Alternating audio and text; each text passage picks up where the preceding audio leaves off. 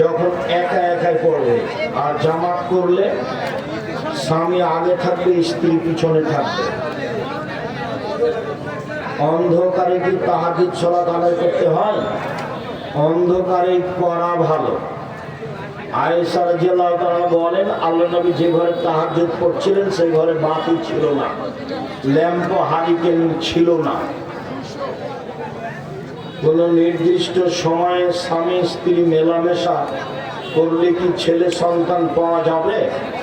কোনো নির্ধারিত সময় নেই, কোনো নির্ধারিত সময় নেই।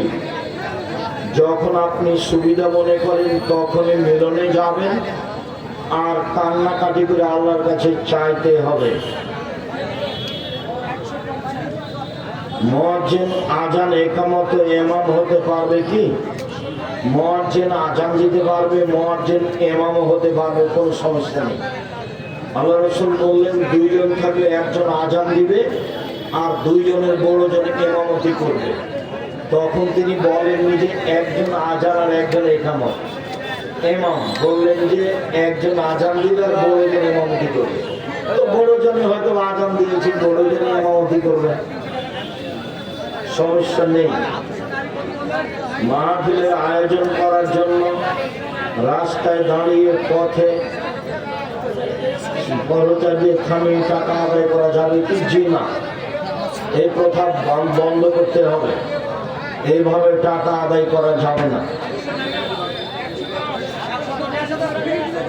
সূরা নিসার 25 নম্বর আয়াত দিয়ে ভোট দেওয়ার দলিল পেশ করছে, এটা সত্যতা জানতে চায়। নির্বাচন তো আসলে জীবে ছিল না, তো এটা হল কি? আল্লাহুস সামাদ, লা ইলাহা ইল্লা আনতা সুবহানাকা ইন্নী কুনতু মিনাজ জালিমিন। ওস্তাদি, কেউ আপনার প্রতিষ্ঠানে জমি দান করলে সেটা আপনার নামে দলিল করতে হবে। কেউ কেউ মনে করে ওটা তার অপবাদ আমার উপর। আল্লাহ তাকে মাফ করুক, মরলে জাহান্নামের মতো পাপ এটে। এটা আমাকে জিজ্ঞাসা করেন। আর কত জমি, প্রায় 100 বিঘা জমি রূপগঞ্জে,